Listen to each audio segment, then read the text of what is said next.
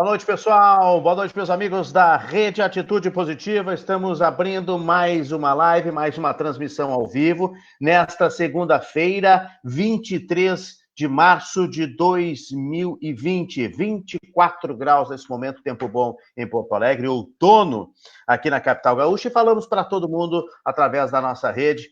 Já está aí no seu Facebook o link ao vivo da nossa conversa de hoje. Já está na Rede Atitude Positiva, na Rede Cena de Cinema também, na minha fanpage, Renato Martins, na RM Comunicação. E você pode espalhar também, compartilhando para todas as redes sociais o link, manda pelo WhatsApp para os amigos e participa do nosso bate-papo, participa da nossa conversa de hoje e com a sua mensagem, com a sua pergunta, com o seu comentário, e a gente vai fazendo essa interação aqui. Hoje, 3 pessoas, 3 brasileiros, 3 amigos que voltaram recentemente de outros países onde a situação também passa por grandes dificuldades do coronavírus. A nossa proposta é brasileiros que estão voltando nesta segunda-feira, e eu tenho a honra de já começar a conversa com o nosso ex-prefeito de Porto Alegre, que está voltando de Portugal, está estudando lá. José Fortunato já está conosco aqui, vai entrar ao vivo agora nesse momento. Alô, boa noite! Boa noite, meu querido amigo Renato Martins. Grande alegria, enorme satisfação falar contigo e com os milhares de telespectadores que estão nos acompanhando nesse momento. Obrigado por atender o nosso convite. É uma grande satisfação, pode ter certeza. José Fortunati foi prefeito aqui em Porto Alegre, foi deputado, né, é professor de matemática de formação, né, Fortunati? Na verdade, eu não concluí o curso de matemática, na verdade. Eu acabei fazendo administração de empresa, administração pública, depois bacharel em Direito e agora mestrando em Ciência Política. Mestrando em Ciência Política lá em Portugal. Universidade? É o Instituto Universidade de Lisboa, que faz parte da mesma congregação da Universidade de Lisboa, lá na cidade universitária. Fosse secretário de Educação também, deputado estadual, deputado federal, vice-prefeito, prefeito, né, e secretário de Educação aqui também, além de presidente da Câmara de Vereadores, né, Fortunati? Exatamente, esse é o breve currículo, com toda certeza. Eu estava lendo, tu tens uma condecoração, assim, informal, vamos dizer assim, de ter sido um dos deputados que mais teve emendas aprovadas, de 87 a 90, é isso? Como deputado estadual. Fui deputado estadual constituinte de 87 a 90, fiz parte da primeira comissão que passou a organizar a constituinte estadual aqui no Rio Grande do Sul. Éramos eu, Mendes Ribeiro Filho, Carlos Araújo, Jarbas Lima, Germano Bonô, éramos 5 deputados representando os partidos que faziam parte da Assembleia, que preparamos a Assembleia para receber e começar os trabalhos da Constituinte Estadual. Acompanhamos todo o processo Constituinte Federal, lá em Brasília, e participamos de vários seminários, congressos, e preparamos a casa. Isso facilitou muito para que a Assembleia Legislativa do Rio Grande do Sul, com os seus 55 deputados, pudesse estabelecer uma relação muito aberta, muito dinâmica, com muito diálogo com a sociedade. As informações que eu tenho é que, como naturalmente os 26 estados também elaboraram suas constituições estaduais, o Rio Grande do Sul foi um dos estados com maior participação da população na elaboração da sua Constituição. Graças, com toda certeza, a esse trabalho que nós realizamos de forma anterior e pelo espírito democrático dos 55 deputados que, na época, faziam parte da legislatura. Eu me lembro, eu estava lá como repórter. Exatamente. Entrevistando vocês. Também lembro disso. Início de carreira. Bons tempos. Bons tempos. Tempos em que nós tínhamos um parlamento gaúcho, né, consistente, né, com boas... Não tem dúvida. Nós éramos poucos partidos, e eu acho que este é um ponto positivo de governabilidade. Eram partidos bastante estruturados, eram partidos com histórias, eram partidos com identidade política e até, eu diria mais do que isso, ideológica. Então, quando a gente dizia o partido X é um partido de esquerda, nós sabíamos de quem estávamos falando. Partido Y é um partido de direita, sabíamos que era um partido de direita. Ou seja, eram partidos com muita definição teórica, muita definição política e, eu volto a dizer, até ideológica. E com profundo respeito entre todos, ou seja, nós convivemos em momentos tensos, votamos matérias polêmicas, extremamente polêmicas, entramos madrugada dentro vários e vários dias, mas o que eu posso garantir ao nosso telespectador é de que, acima de tudo, havia um profundo respeito entre quem realmente elaborava a Constituinte. Tínhamos divergências, Verdade. mas elas eram explicitadas através de um debate muito interessante. Quem ganhou com isso foi o Rio Grande do Sul, com toda certeza. Quem ganhou com isso foi a democracia. É verdade, é verdade. Fortunati, essa experiência em Portugal, tu estavas indo e voltando, né? A tua aula, ela é escalonada, ela tem um tempo aqui, um tempo lá, que tu tavas, eu vi que tu estava na praia escrevendo bastante. Exato. E aí voltaste por um tempo, como é que Eu vim. foi esse momento agora? Foi o seguinte, eu tomei a decisão de fazer mestrado em ciência política lá em 2019, bem no início do ano. Inicialmente até pretendia fazer no Brasil, mas depois me dei conta que, infelizmente, esta é uma área que está muito conturbada no Brasil. É muito difícil tu fazer um estudo, um debate tranquilo sobre a macropolítica, sobre os grandes pensadores, sem que essa dicotomia, que é uma dicotomia hoje um pouco falaciosa entre a extrema esquerda e extrema direita, ou esquerda-direita, como queiram, ou entre os bolsomitos, os bolsomitos e os Lula livres, isso, infelizmente, não permite uma reflexão adequada. Não existe nada mais que isso, né? Só existe um lado ou outro, é uma coisa Exato. impressionante. Então, bom, se eu vou fazer mestrado, eu não tenho simplesmente interesse em ter o canudo, até porque eu já estou numa fase da minha vida que o que menos me importa é o canudo. Eu quero aprender, eu quero dialogar, eu quero contribuir. E por isso optei por Portugal e quero te dizer hoje, com muita tranquilidade, que foi uma opção muito acertada. Por quê? Imagino. Porque eu acabei saindo do país, continuando olhando o Brasil com outro olhar, olhando um pouco o que está acontecendo na Europa, Estados Unidos, até porque temos toda uma relação lá na universidade com vários países europeus e com a própria academia americana, que é excelente em ciência política, é muito boa, é quem mais faz pesquisas nessa área. Então, isso me possibilitou um crescimento pessoal e intelectual muito forte. Eu fui para lá em setembro, voltei para cá no final de dezembro. Na verdade, o semestre ainda permaneceu durante o mês de janeiro, só que nós tínhamos a tarefa, durante este mês, que eu estava no Brasil e que os demais colegas estavam nas suas residências, de prepararmos 5 ensaios e um projeto de trabalho. Ou seja, eu acabei voltando ao Brasil, fui a Tramandaí, onde temos um pequeno chalé, e lá me enfurnei. As pessoas brincavam comigo, pô, mas a gente não te vê na praia. Realmente não ia para a praia. Eu levantava cedo, ia dar minha volta de bicicleta para me exercitar, tomava meu banho e ficava o dia todo trabalhando em cima dos meus ensaios, em cima do projeto de trabalho. E no final da tarde, aí eu me dava o luxo de tomar um mate com meus amigos. Então, essa foi a minha rotina. Voltei para Lisboa início de fevereiro para fazer o segundo semestre, porque lá é o segundo semestre, com a previsão de só voltar no final do mês de maio. Mas, na verdade, como essa pandemia nos pegou a todos de surpresa, foi decretado estado de emergência em Portugal, estado de emergência aprovado pelo presidente da República, primeiro-ministro e pelo Congresso Nacional. Eu quero chamar a atenção a isto, né? Porque é uma excepcionalidade em Portugal, as pessoas no direito de ir e vir, mas isso se deu através de um ato do presidente da República aprovado pelo Congresso Nacional. Infelizmente, por aqui, esquecem que temos Constituição, rasgam a Constituição e impedem as pessoas de circularem por um simples decreto de prefeito. Isso não existe, pessoal. Isso é absolutamente inconstitucional. Ou a gente respeita a Constituição, ou daqui a pouco, em cima de desculpas, nós vamos, mais uma vez, perpetrar atos de exceções.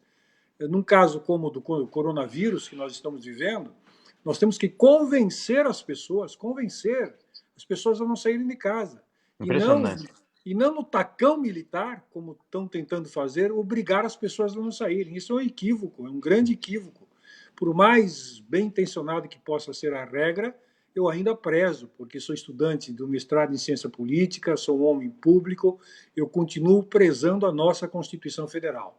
Ponto. Tu Então, não concordas, então, com esses decretos, o decreto municipal, por exemplo, do nosso prefeito Nelson Marquesan, obrigando as pessoas a ficar em casa, impedindo não, que não, os idosos não, circulem? não só não concordo, como acho que o decreto ele extrapolou completamente o poder do prefeito.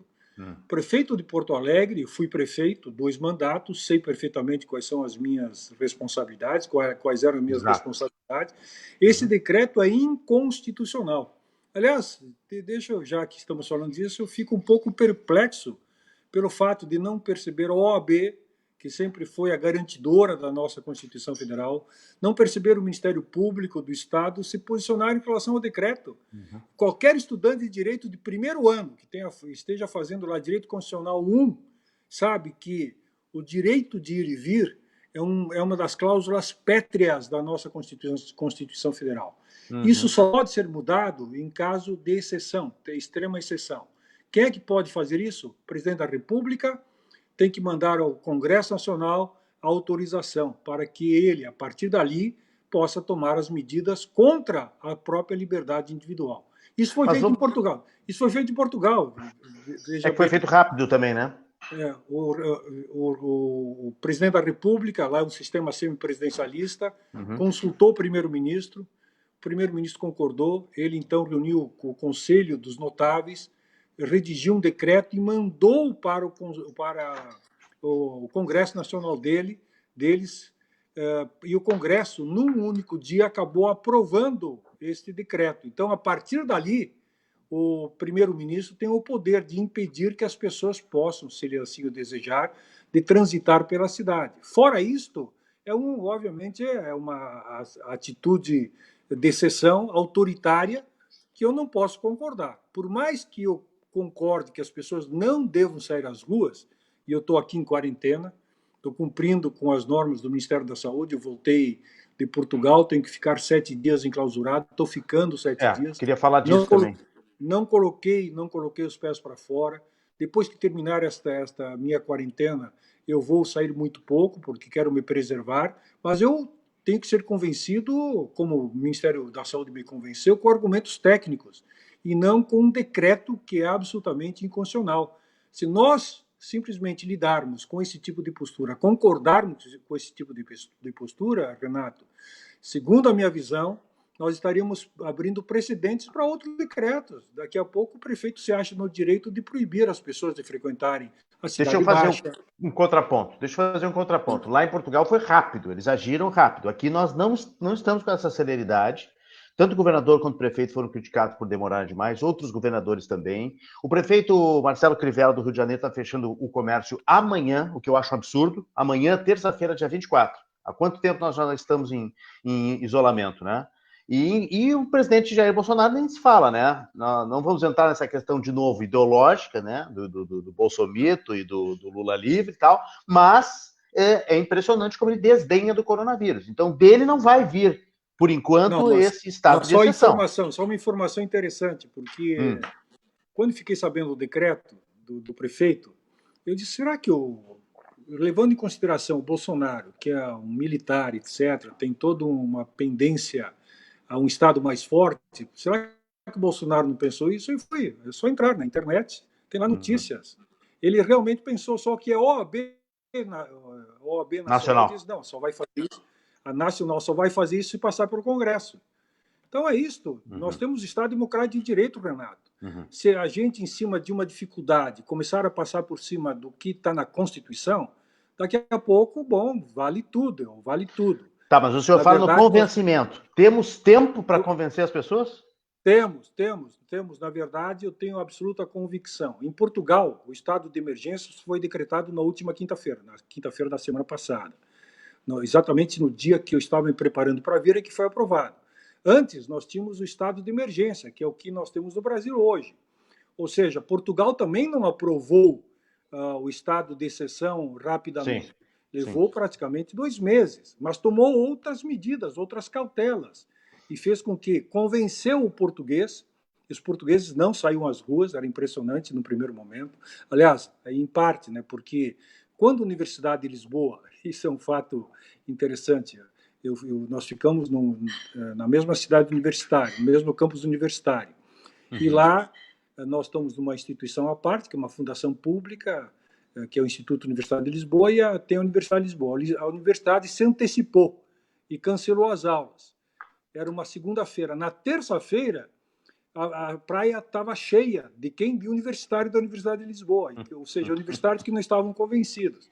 Bom, aí que acabou acontecendo? Então, aí, obviamente, o pessoal teve que entrar em campo e dizer, não dá para ficar na praia. Então, houve o convencimento e as praias começaram a ficar desertas. Mas na prática, como é que foi esse convencimento? Corpo a corpo, conversando com as pessoas na rua? Porque aqui no Brasil a gente viu de tudo, né? Até a Brigada Militar, até a Polícia Militar lá em Santa Catarina tentando tirar os caras fazendo churrasco na beira da praia, no Camboriú, Itapema. Sim. Aqui não tem, Fortunati, aqui não tem essa história de convencimento, Fortunati. O povo não se convence. Tem o vírus na rua e o povo não se convence. A nossa retenção hoje de manhã tinha gente, me mandaram foto, mandaram vídeo, tinha gente passando com um cachorrinho. Não, mas isso não é conscientização. Só uma coisa, Renato, só não vamos exagerar o seguinte, as normas do Ministério da Saúde, é importante que as pessoas saibam, não proíbem que as pessoas saiam às ruas com seu cachorrinho. Vamos deixar isso muito claro. Falando em cachorrinho, tocando no seu calcanhar, né? Não é isso, não é no meu calcanhar. É que senão... Que tu gosta, tu és um defensor dos animais. Sou, mas não é por isso. É que senão nós estamos criando um clima de pânico em que ninguém mais pode sair às ruas. Em primeiro lugar, nós temos dezenas de atividades que não podem parar. Não é só o pessoal que trabalha na saúde.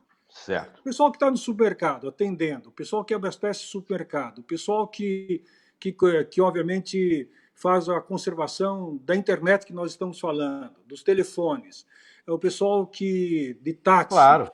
Então, são N atividades que obrigatoriamente tem que continuar funcionando. Mas a vida não é normal.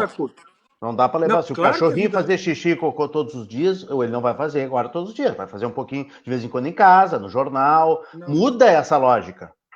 Não muda. O Ministério da Saúde é só pega o Gabardo, entrevista o Gabardo, porque isso é importante. Porque senão a gente começa... Nós temos um veterinário quarta-feira aqui também.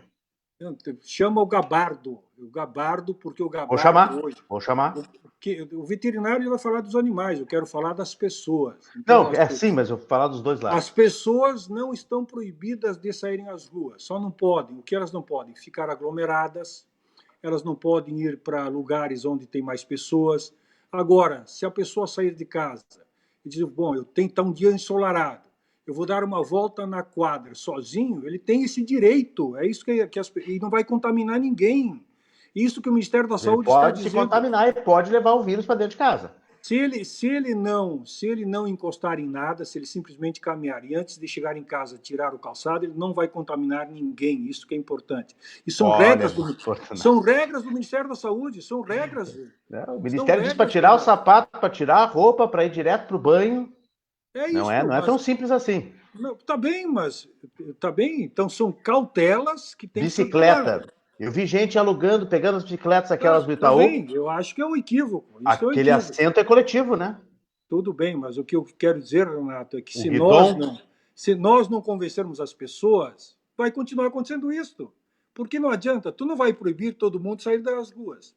Tu pode proibir, e eu acho que aí está equívoco, pessoas com mais de 60 anos, que é um equívoco, é inconstitucional. Aí tu tem que proibir a pessoa que vai levar o cachorro, a pessoa que quer andar de bicicleta, tem que ser o convencimento, não adianta.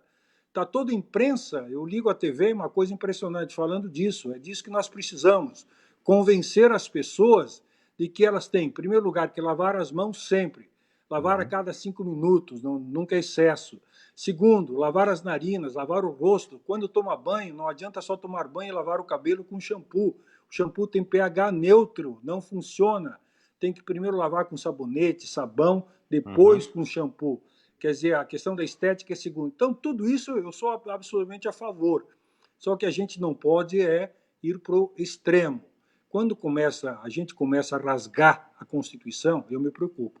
Porque aí nós estamos num estado de exceção. Se nós temos que, obviamente, impedir que as pessoas circulem, vamos fazer de acordo com as regras constitucionais. O presidente manda para o Congresso aprova e vamos imediatamente colocar. Quando o Congresso quer, quando existe, obviamente, vontade política, como se diz, tudo acontece nesse país.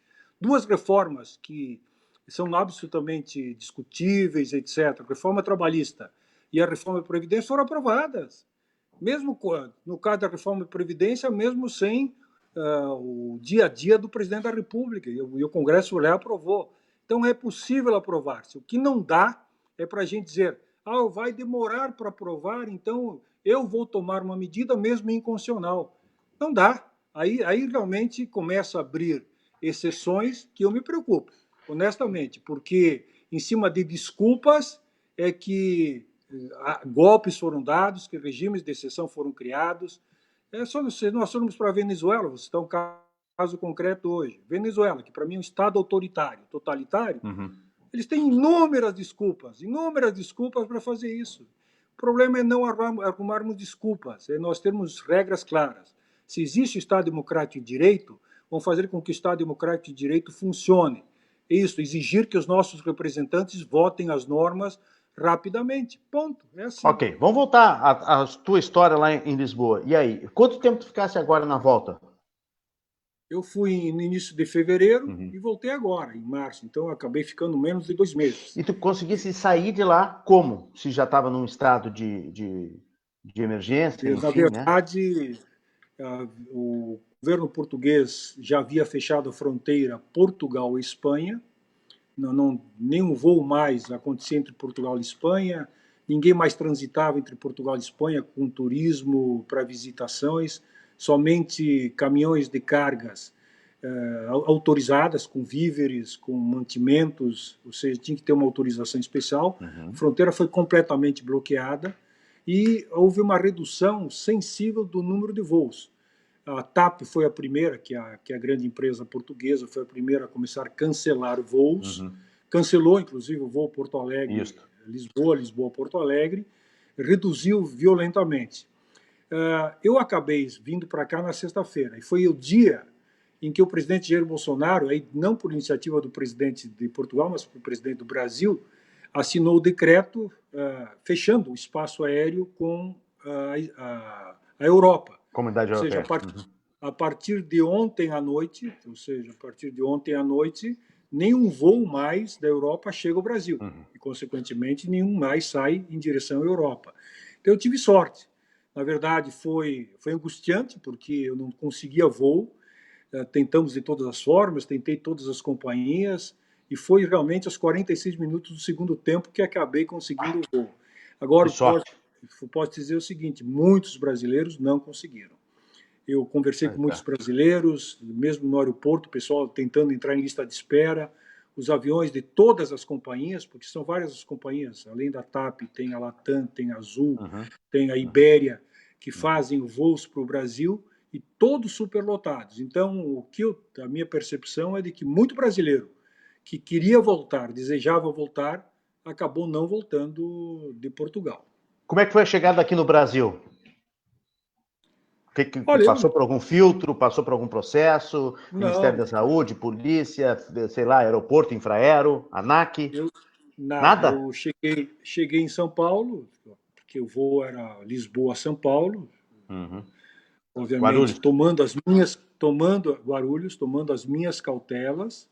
O aeroporto muito vazio, nós chegamos, eram já 3 horas da tarde, o voo saiu de Lisboa pela manhã, chegamos aqui no Brasil 3 horas da tarde, havia pouca gente no aeroporto, então já dava para perceber uma diminuição muito forte de passageiros, mas não havia nenhuma medida especial, diferente de qualquer outra viagem que eu fiz. Ou seja, cheguei, fui diretamente para a alfândega, me apresentei à Polícia Federal, entreguei meu documento, minha passagem. Eles estavam com luvas, obviamente, atrás do vidro, então estavam protegidos. Fui, peguei minha bagagem, saí normalmente, eu vim pela Latam, fui até a Latam do México, o balcão da Latam do México, despachei minha bagagem e embarquei normalmente, ou seja... Ninguém nem para dar uma conversada, uma orientada? Nada. O que tinha no aeroporto, que tinha em Guarulhos no aeroporto, era sistematicamente uma voz feminina em português, inglês, chinês, italiano, eram várias línguas, ela repetindo uma mensagem para a gente, obviamente, tomar as cautelas, essas cautelas que estão sendo divulgadas para toda a população. É absurdo, hein? É absurdo, eu estranhei. Todo mundo que está chegando está relatando isso, né? Que realmente não tem nada no aeroporto. E, na verdade, eu fiquei um pasmo pelo seguinte, porque eu imaginei que, por chegar exatamente já no momento em que o coronavírus tinha adquirido uma dimensão muito grande no Brasil, o Brasil já se dando conta de todos os problemas, e que haveria, no mínimo, uma barreira sanitária, ou seja, algumas cautelas, tu volta e toma algumas cautelas. Não, nenhuma. Tanto é que ninguém me disse, Fortunati, tu tem que chegar no Brasil vindo do exterior e vai ficar 7 dias em reclusão. Não, eu li isto como orientação do Ministério da Saúde e estou fazendo isso voluntariamente. Estou fazendo isso voluntariamente. Ninguém me falou, ninguém me deu qualquer orientação. Se eu não soubesse... Tanto é que um outro amigo meu que acabou voltando, estava passeando na Europa e voltou um dia antes, depois que eu cheguei, ele me passou um recado por WhatsApp, né, dizendo: Fortunati, qual é o tempo de reclusão? Que eu não sei porque ninguém me falou. 7 dias. Que barbaridade. Que barbaridade. Mas, infelizmente, era assim, não sei se mudou. Tenho dúvidas de que tenha mudado, infelizmente. Professor Mestrando Fortunati, olha aqui, ó, Laura Glier está conosco, Silvio Luiz Belbucci, Miro Bassim, Viçosa Douglas, Sol Vieira Buzácaro, o Visorek, grande Visorek está conosco, a Terezinha Miller, Luiz Gustavo Tadai, Marcelo Work, Silvana Mello, Paulo Silva, Carlos Roberto Marques Henriques, Michael Santos Silvana Mello, a Simone Meneghetti, Madalena Brito, são algumas das pessoas que estão curtindo, estão mandando abraços, estão nos assistindo aqui nesse teu relato, que eu esperava que fosse um relato um pouco mais tranquilo para nós brasileiros, né? Pensei que ia dizer que tivesse passado por uma blitz, por uma checagem sanitária, uma palestrinha que fosse, né? Uma orientação. Nada, em absoluto nada. É uma pena. Então, eu estranhei, realmente estranhei, porque como nós já estávamos numa fase de contágios do vírus importado, ou seja, ficava claro que os vírus, o coronavírus que estava se alastrando pelo Brasil eram de pessoas que tinham viajado. Os primeiros casos em Porto Alegre, todos eles eram de pessoas que tinham vindo da Itália, da China, sei lá de onde. Chamados importados. Chamados importados. Então eu imaginei, bom, eu estou chegando num voo que é um dos últimos voos, porque já sabia do decreto do presidente da República, um dos últimos voos da Europa, que está devidamente, hoje a parte do mundo que está mais problemático. Itália e Espanha são os dois países com maior número de casos, maior número de mortes e assim por diante. Venho de Portugal, que também ainda, felizmente, está controlando muito bem, perto da Espanha e da Itália. Portugal está numa situação muito favorável, mas o que eu imaginei? Vou chegar no Brasil, vou passar por uma barcagem sanitária, vou obviamente receber instruções, claro. Vou, sei lá... Um exame, pelo menos tirar a tua temperatura. No Paraguai tira a temperatura no supermercado. Pelo menos medir a temperatura, né? Nada disso aconteceu, volto a te dizer. Depois, que tristeza. Ao embarcar em São Paulo, vindo a Porto Alegre, eu era aí um passageiro comum. Comum no sentido de uma viagem nacional. Sim, e não mais um passageiro que vinha lá da Europa com todo o problema que a Europa apresentava. Vulnerável, né, para o vírus. E volto a te dizer, ninguém, em momento algum, me orientou que eu deveria ficar em casa os 7 dias. Estás de quarentena porque és um homem culto e bem informado. Porque eu fui atrás das normas. E gosta de cuidar também, né? Cuidar da tua saúde. Fui atrás das normas do Ministério da Saúde, vi exatamente o que estava acontecendo e voluntariamente, obviamente, dizer, vou seguir essas normas porque elas estão absolutamente corretas. Como eu acho correto que quem possa ficar em casa tem que ficar em casa. Tenho insistido com isso, tenho mandado mensagem para os meus amigos. Quem não está trabalhando, quem tem alguém para poder fazer compras, se não tem que ir ao Claro. médico, de farmácia, Se tem fiquem em idoso em casa. casa, né, Fortunati? Bom, aí Tem então, idoso em casa é mais complicado. mais complicado ainda. Então, as pessoas têm que ficar em casa. Quem pode ficar em casa tem que fazer essa opção de ficar em casa. Ex-prefeito José Fortunati, professor, mestrando, muito obrigado pela participação conosco, obrigado por contribuir para as nossas discussões aqui, filosóficas, políticas, econômicas, sanitárias, né, também. E eu já sei que o nosso próximo entrevistado passou por uma situação bem parecida com a tua também, chegando pelo Rio de Janeiro, a gente já vai conversar com ele, e ninguém para receber no aeroporto, ninguém nem para dar bom dia, nem boa tarde, É uma nem para cuidar lástima. da nossa saúde, é Tudo uma bem, mas lástima. vamos em frente, que eu Muito acho que obrigado, viu? o Brasil está fazendo a sua parte dentro do possível. Nós só temos que convencer as pessoas, as demais pessoas que ainda não estão seguindo as regras, a seguirem, porque isso é fundamental. Eu tenho convicção. O ponto de pico vai chegar daqui a alguns dias, então isso tem um momento mais grave, É isso aí. depois começa a diminuir. Então nós temos que apostar que agora nosso resguardo significa podermos daqui a alguns meses estarmos vivendo novamente com alegria, em conjunto, abraçando, beijando, fazendo aquilo que obviamente nós brasileiros gostamos de fazer. Mas enquanto não dá para fazer isso. É Por isso aí, enquanto não dá. meu querido amigo Renato Obrigado, Martins. Fortunati. Obrigado pela oportunidade, um fraterno abraço, que Deus Eu que abençoe. agradeço. Prazer grande, estamos à disposição, tá? Um abraço grande. Boa Obrigado, noite. igualmente. Boa noite. José Fortunati, ex-prefeito de Porto Alegre e também deputado, também secretário de Educação e que voltou de Portugal recentemente e teve essa experiência de chegar no Brasil. Nós estamos com 9 horas e 36 minutos e já vamos para o Rio de Janeiro. O Rio de Janeiro falar com o pastor Glaucio Neto. Alô, Glaucio Neto, boa noite. Tudo Boa noite, bem? Renato. Tudo bem? Tudo bem? Estamos aqui. Pode levantar um pouquinho mais aí. Aqui, assim. Aí, perfeito. Estamos te ouvindo super bem aí. Tá no Rio de Janeiro? Estou no Rio de Janeiro, em Teresópolis. Tá em Teresópolis. Tu Teresópolis. nasceste em Mesquita, né? Não, na verdade, eu nasci em Espírito Santo, mas vim muito pequeno para o Rio de Janeiro.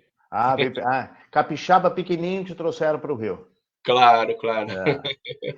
Nos conta um pouquinho da tua história. Tu és pastor. Né? Sim, sou pastor da Igreja do Nazareno. Já há 18 anos. 18 anos. E a tua experiência lá na Inglaterra foi muito rápida, né? Tu foste lá para dar uma olhada nas coisas, porque tu pretendia, quem sabe, morar lá, é isso? Na verdade, a gente tem um planejamento e viajamos para a Inglaterra para sondar a terra e tivemos que planejar o retorno o mais rápido possível devido à situação do coronavírus. Tu foste com a família? Não, fui sozinho. Minha família ficou aqui em Teresópolis. Tá, menos mal, né? Tu foi um emissário para olhar como é que estavam as coisas lá na Inglaterra. Claro, para sondar a terra. E aí deu um susto do coronavírus lá. Olha, na verdade, na Inglaterra, a política, pelo menos antes de sair de lá, que o primeiro-ministro Boris Johnson está tendo essa ideia de imunizar a população. Então, não vi muita preocupação, shoppings, pelo menos as pessoas estavam indo no shopping, nas ruas, não vi muita gente com máscara. Um dia antes de voltar de lá, algumas pessoas começaram a colocar as máscaras. Mas, sinceramente, Inglaterra em si não vi, pelo menos ali na cidade de Birmingham, onde estávamos, não vi tanto alarde. Não vi. Estava em Birmingham, né? Que é perto de Londres? É 1 hora mais ou menos, 1 hora e meia de Londres. 1 hora mais ou menos. Birmingham. O que eu li é que a Inglaterra estava caminhando para uma não contenção, para deixar as pessoas fazerem mais ou menos o que queriam e tal. E aí fizeram uma projeção, deu 250 mil mortos de projeção no coronavírus. E aí o Reino Unido resolveu mudar de tática totalmente e implantou o isolamento social, implantou as normas radicais aí, o primeiro-ministro Boris Johnson resolveu mudar de ideia realmente, e aí, assim como a Alemanha, assim como Portugal, assim como até os países mais afetados, que são a Itália e a Espanha nesse momento, fizeram o que tinha que fazer, que são essas normas muito radicais, né, para tentar achatar a curva. E aí a Inglaterra parece que entrou num rumo um pouquinho mais tranquilo. Então, tu não pegaste um cenário tão difícil lá, tão complicado, né? Não, na Inglaterra não. Claro que também isso foi por causa de pressão internacional, porque você sabe que a questão do coronavírus se deixa, pelo menos foi essa a mentalidade lá na Inglaterra, fechando bares, fechando restaurantes, impedindo que as pessoas circulassem. Isso também afeta a economia. Eles estavam tentando resistir o máximo possível, mas devido à pressão também de pessoas, políticos do próprio país, isso mudou o pensamento de Boris Johnson.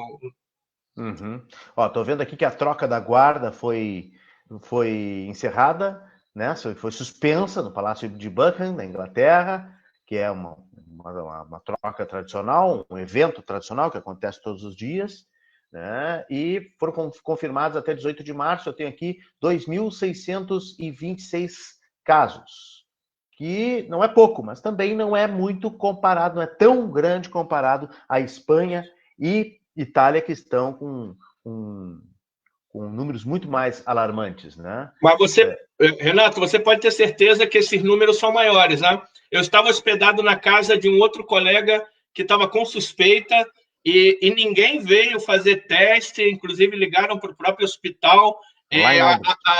O conselho foi que ele devia ficar em casa. Então, provavelmente, esses números são maiores. Puxa vida. Isso lá na Inglaterra. Lá na Inglaterra. Com um sistema de saúde, com uma coisa de primeiro mundo, que a gente acha que, né? Se supõe que melhor que o Brasil. Que a grama do vizinho é sempre mais verde, aquela coisa toda, né? Então, a orientação foi fica em casa. Então, quantos casos, pelo menos 3 casos parecidos como esse, eu presenciei lá na Inglaterra. Não, a orientação é ficar em casa. Um outro colega que vive lá e, graças a Deus, parece que ele já melhorou e não era coronavírus, mas não ficou comprovado pelo teste. Bom, é isso que eu ia te perguntar. Se tu estava hospedado na casa dele, que estava com suspeita, tu pode ter carregado o vírus e ter trazido para o Brasil. Tu estás bem? Tá tossindo? Ótimo. Tá. Perfeito. Tô bem. E ele era gripe? O que ele era? O que era? Era um resfriado forte, desse que derruba mesmo. Ele ficou uns 4 dias aí tomando antibiótico. No 5º dia, já está melhor, graças a Deus. Graças a Deus. Que bom, que bom. Como é que foi a volta? Porque a gente estava combinando, tu ias entrar talvez naquele programa de sexta-feira lá, Giro pelo Mundo, com todos os brasileiros espalhados pelo mundo. E de repente tu perdeste contato comigo e eu disse assim, o que aconteceu com o pastor Glaucio? Será que ele dormiu? Será que ele perdeu a hora? Faltou bateria no celular? De repente descobri que tu estava num avião de última hora, assim, que foi? Foi o último bonde, como a gente diz aqui no Rio Grande do Sul, pegou o último bonde. Olha, eu tinha um voo marcado para o dia 30 de março, mas o que acontece? Estava uma incerteza muito grande de que eles iam fechar as fronteiras e não ia ter voo para voltar e eu teria que ficar, no mínimo, 30 dias, alguns dizem que de 30 a 3 meses. Na verdade, ninguém sabe ao certo até hoje.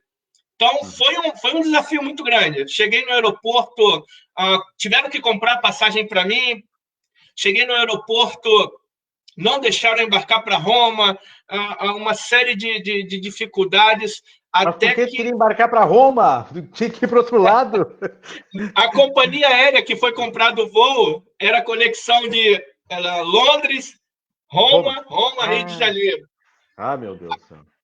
Mas até aí no aeroporto não tinha muito controle.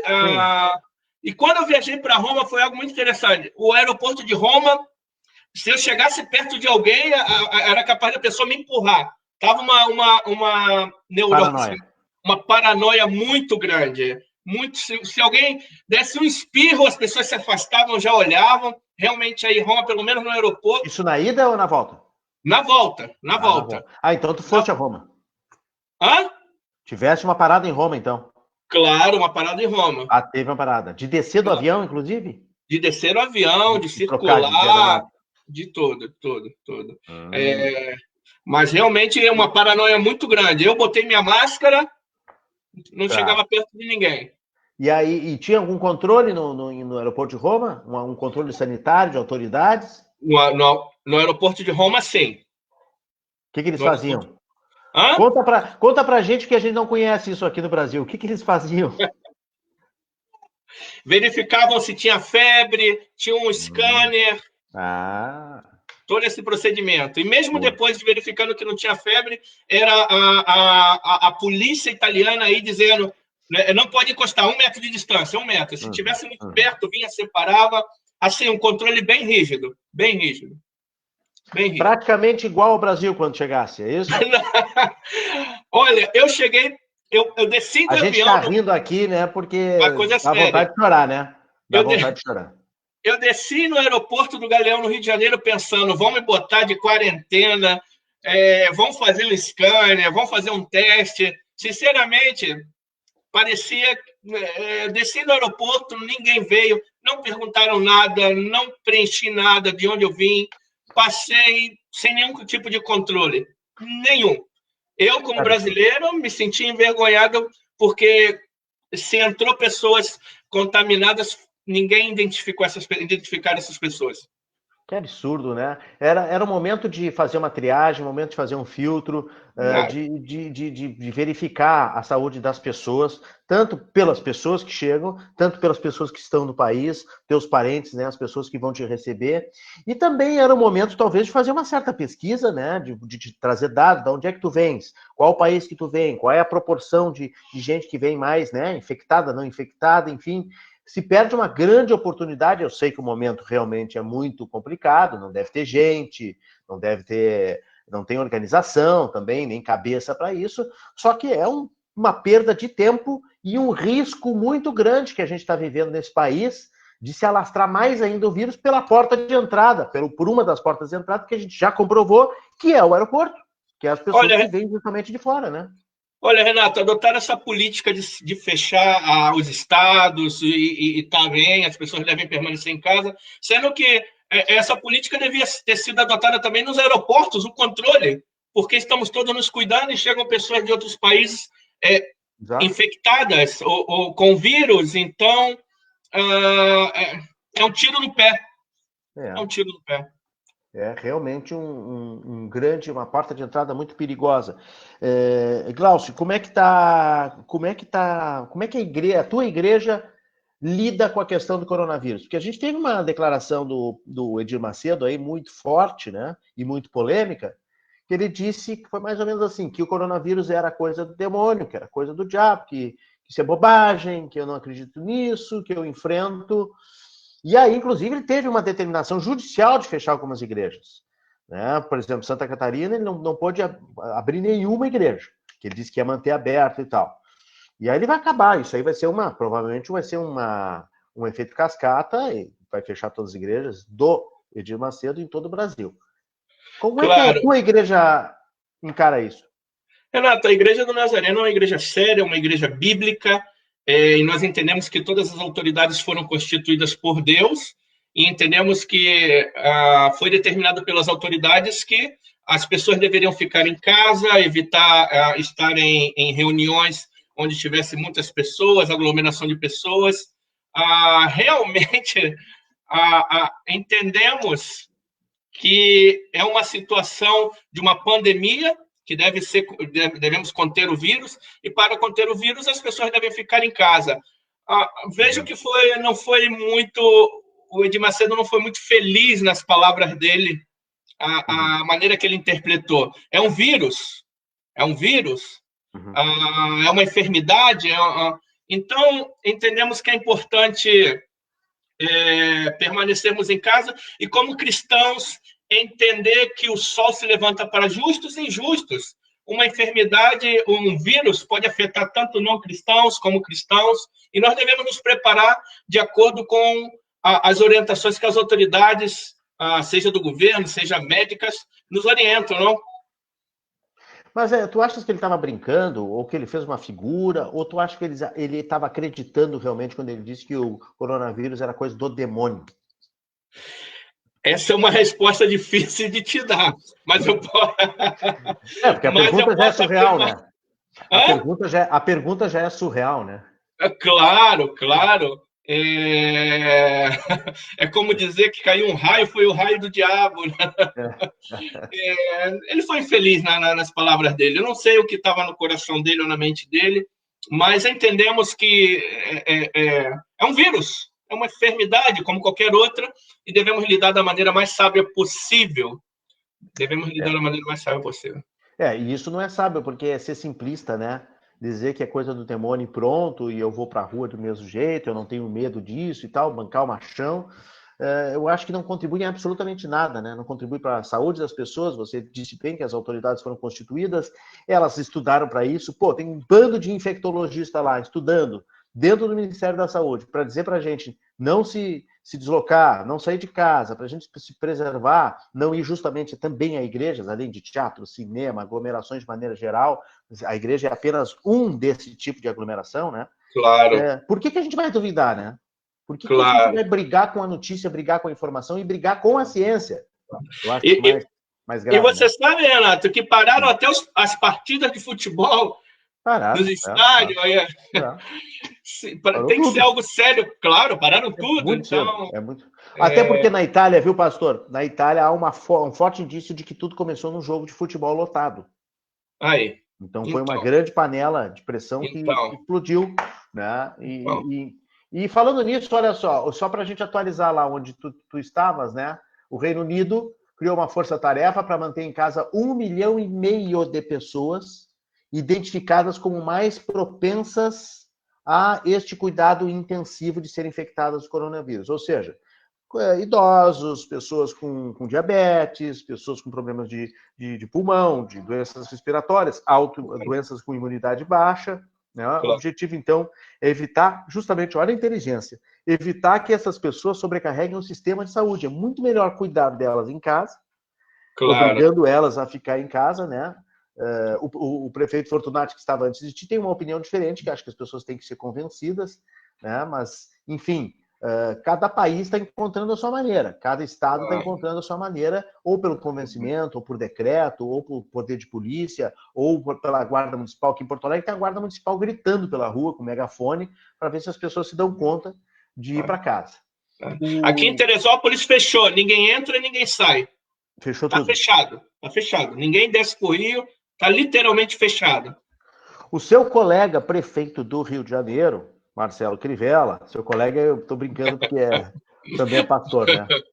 Mas é pastor da turma do Edir também, né? É da igreja do Edir Macedo. Ele vai fechar o comércio amanhã, estou achando muito tarde, pastor Glaucio.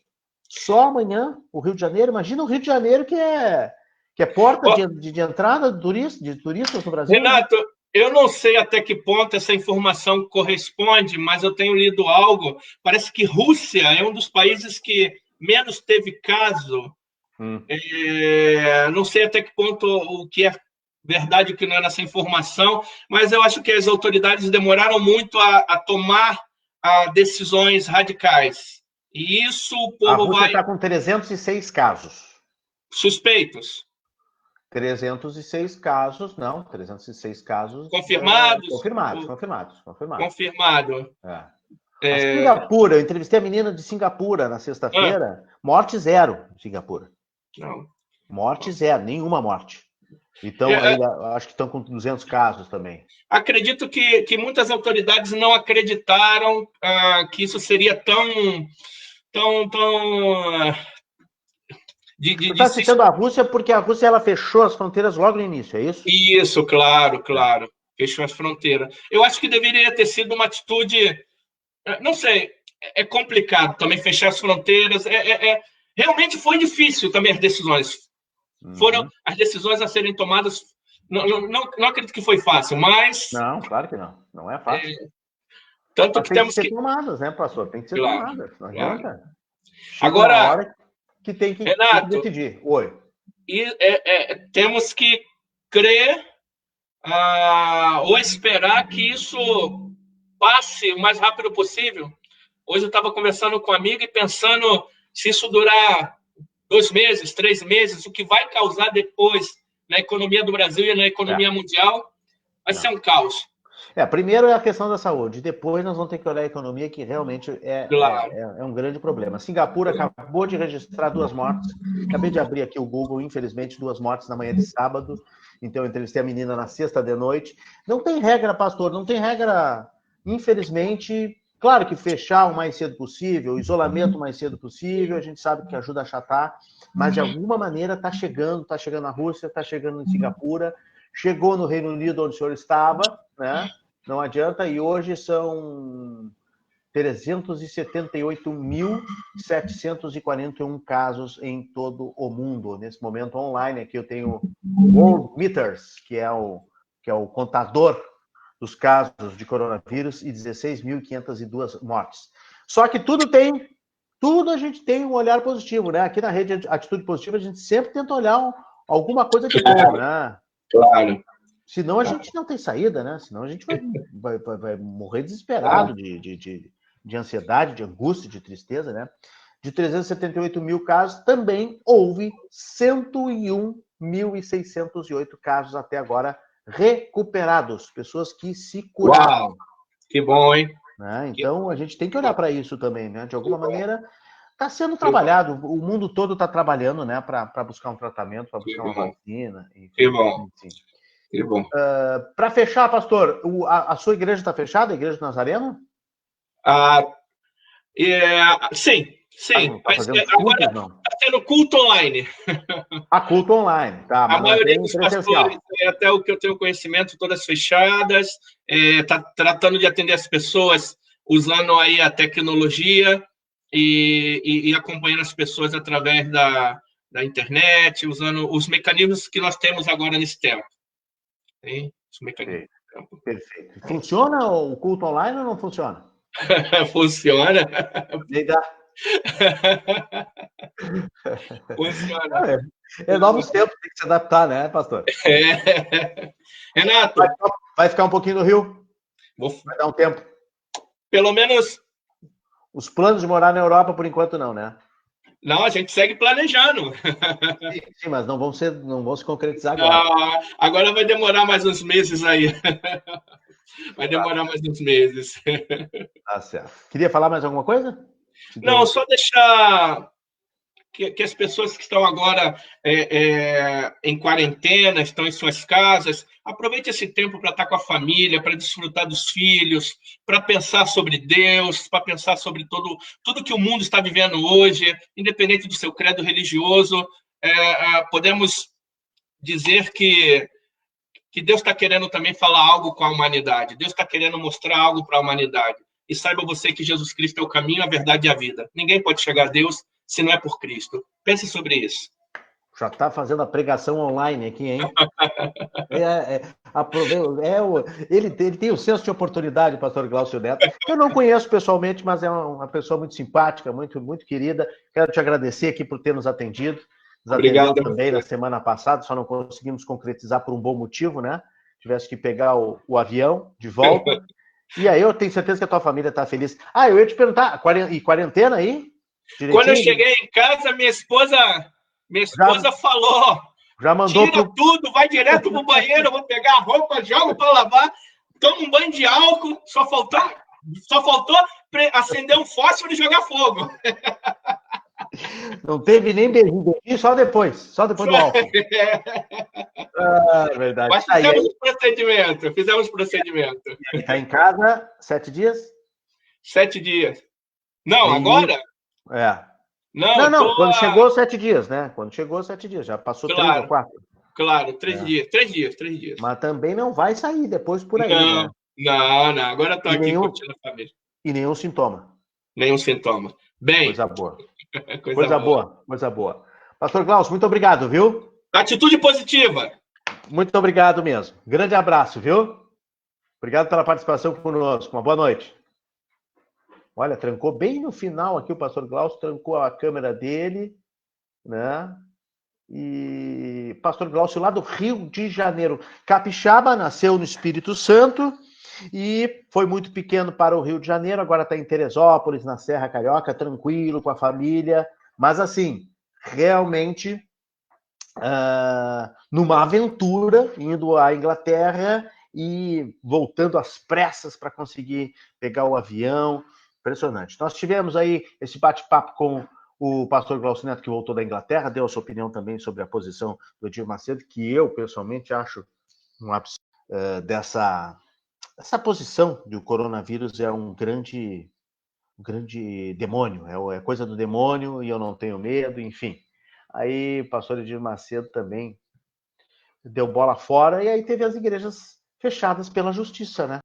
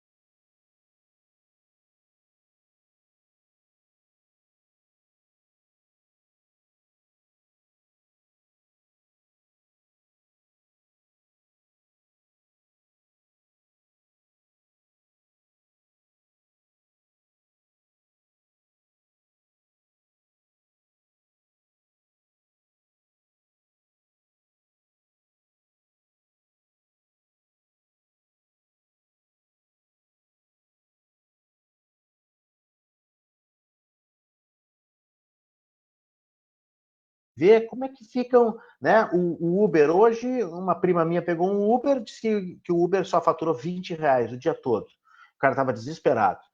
Como é que vai ficar essa economia, né? Como é que vai ficar a economia do consumo, a economia do emprego, os postos de trabalho, como é que ficam as lógicas do mercado de trabalho? Amanhã, com a Lucélia Uric do Papo de RH, vai estar conosco, e também com o pessoal do Cindy Lojas, daqui a pouco não, amanhã, às 9 horas da noite, vão ser os nossos convidados para a gente falar sobre essas relações de trabalho.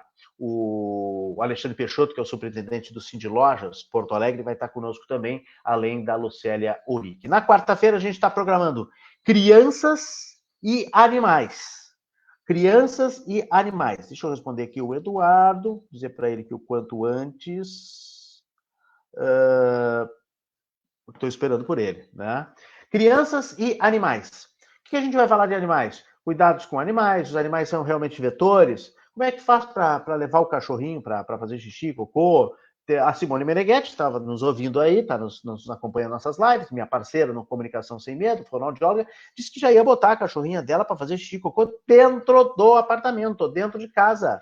Não tem mais passear, vai aprender a fazer no jornalzinho. O Fortunati, agora há pouco, disse que não, as pessoas podem passear com o seu cachorrinho, enfim. Como é que funciona? Gato, passarinho, essa coisa toda, né?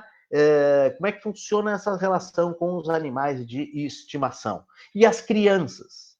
As crianças, a gente sabe que não são vetores muito delicados, muito fortes, muito extremos da doença, mas também correm perigo e também dentro de casa elas estão dóceis. E aí entra a psicopedagogia que nós queremos trazer na quarta-feira para trabalhar justamente atividades lúdicas, ideias do que fazer em casa, ideias com as crianças, como abordar o coronavírus com as crianças, uma série de coisas que a gente quer abordar na quarta-feira, certo? Tem outros assuntos também que a gente vai trazer ao longo da semana. Na sexta-feira, possivelmente, a gente faz um outro giro, né, pelo mundo. E as minhas amigas Regina Lima e Sabrina Tomás, para quem eu mando um grande beijo, a gente vai voltar a marcar, né? Porque a gente não fez ontem a nossa live, uma live descontraída, com notícias boas, com bom humor. Ontem a gente acabou suspendendo a live em memória, em respeito à família da Mariana Bertolucci, da Mariana Calil, perdão, Mariana Bertolucci, nossa grande amiga também, que era amiga da Mariana Calil também, né? A Mariana Calil acabou falecendo, jornalista, amiga nossa, muito amiga da Regina Lima. Então a Regina ontem não estava em condições, não tínhamos clima para fazer brincadeiras, para falar de bom humor. A gente acabou suspendendo a nossa live de ontem, domingo. Vamos deixar, quem sabe, para o próximo domingo, ou quem sabe sábado, sexta-feira, vamos ver. Vamos combinar e vamos colocar uma live de bom humor também, com boas notícias, até porque a gente está sempre procurando boas notícias. Quero chamar a atenção que a rede Atitude Positiva também está lá, no nosso site oficial, que é o Atitude Positiva com o Renato Martins. Procura aí no Google, Atitude Positiva com o Renato Martins.blogspot.com. E lá já tem os dois últimos posts são muito interessantes, porque são 10 notícias boas sobre coronavírus no mundo. 10 notícias boas sobre coronavírus no mundo. E no Brasil, 13 notícias boas sobre coronavírus. Aliás, falei sobre isso hoje na Rádio Clube FM lá de Canela, no nosso Atitude Positiva, todas as segundas-feiras de manhã, 7h45, falamos sobre isso. E amanhã, a agência Rádio Web distribui o Atitude Positiva para mais de 2.300 emissoras em todo o país, exatamente falando também sobre boas notícias. Nosso tema de amanhã é semelhante ao tema que nós abordamos com a Giovana Serra na semana passada, que é manter o equilíbrio emocional durante o isolamento social. Durante o isolamento social é preciso manter também o equilíbrio emocional por todas essas questões. É criança em casa, tem que cuidar dos mais velhos, tem que inventar atividade, tem que trabalhar também, né? Tem gente que consegue levar o trabalho para casa, então, né, obviamente, tem que lidar com isso. Então, manter o equilíbrio emocional numa hora dessas, olha, é muito, muito difícil. Grande cobertura, amigo, o Visorek mandando aqui, o Michael Santos e a Silvana Mello, acho que são duas pessoas do mesmo perfil. Porto Alegre, a epidemia chegou à situação de transmissão comunitária. Com transmissão interna, né, que não é mais a importada, não é só na base de quem chega de fora. Né? Mas o Michael está dizendo que São Paulo criou mais de 2.400 vagas de internação em 7 dias. Porto Alegre não está muito atrasado em relação a outras cidades? Olha, Michael, eu vou te dar a minha opinião. Eu acho que nós saímos atrasados em tudo. O Brasil inteiro saiu atrasado em tudo. O Estado saiu atrasado em tudo.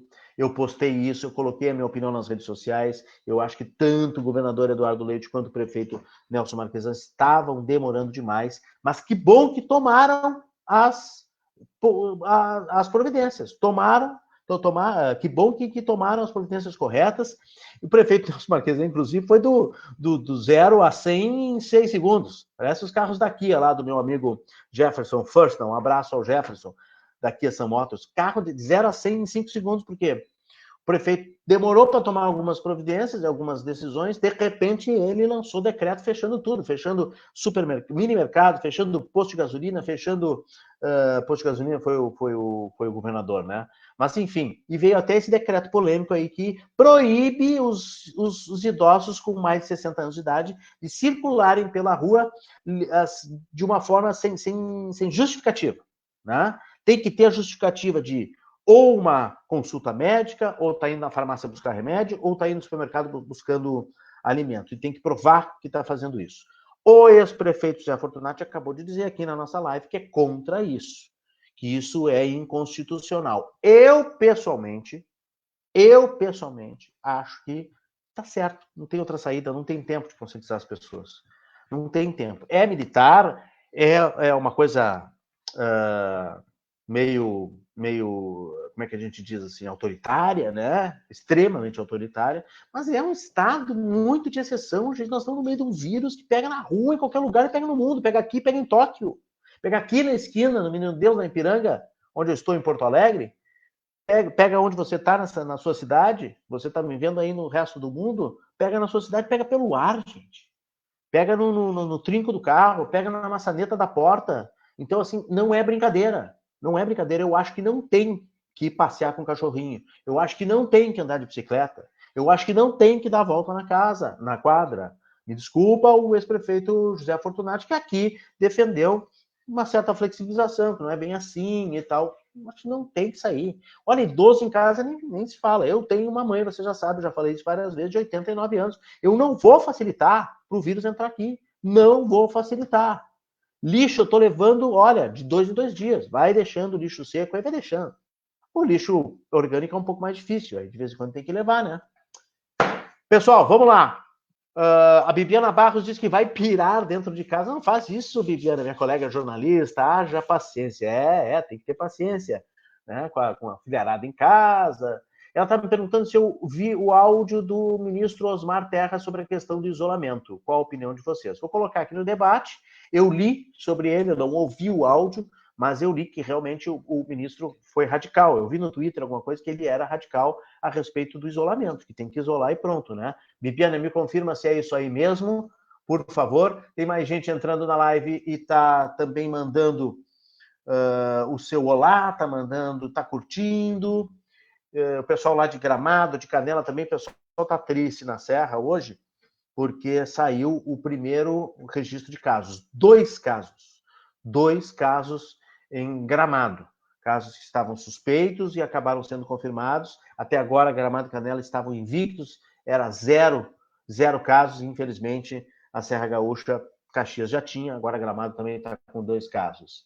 A Márcia Afonso, lá de Brasília, está conosco. A Carolina Souto Escobar, Carolina lá em São Paulo. O Felipe Wiltgen está aqui comigo também, está conosco. Né? Miguel Ângelo Dalberto. Marco Antônio Freitas, alô, Marco! Marco Freitas, por favor, Marco, nos manda uma lista de filmes B e filmes C. O Marco Freitas é um dos maiores especialistas em filmes B, em cinema quase lixo, quase lixo. Ele tem uma sapiência, ele tem uma sabedoria de saber qual é o filme que o Stallone fez antes de ser famoso, a música que o Steven Seagal gravou, né? Essas coisas todas. Eliezer Nascimento de Lima. Marco, estou esperando, então, Marco Freitas, estou esperando uma lista de 10 filmes para ver na quarentena, tá? O Luiz Gustavo Tadai, acho que eu já tinha registrado, Diego Morales também, Silvana Mello e a Madalena Brito. Já tinha falado da Madalena Brito, é que a Madalena entrou gostando e depois ela passou para o uau. A Madalena sempre gosta de botar um uau, né? Vá mandando aí a sua mensagem, 9933252121. Nós estamos esperando o contato do Eduardo Ponticelli, que é especialista em China. Se ele não me chamar em 2 minutos, eu vou ter que fazer um intervalo. Eu não tenho intervalo aqui. O ministro é contrário, o ministro Osmar Terra é contrário ao isolamento, é. Bom, me manda o áudio, a Bibiana vai me passar o áudio, eu pensei que era o contrário. E a Márcia Afonso está dizendo autoritário, mas necessário. Tem gente que não entendeu. Tem gente que não caiu a ficha, é verdade, tem gente que não caiu a ficha, é uma coisa impressionante. Eu vou dar um minutinho, gente, e já volto, só para acertar a entrada do Eduardo aqui, que ele está me chamando, e eu já volto em seguidinha.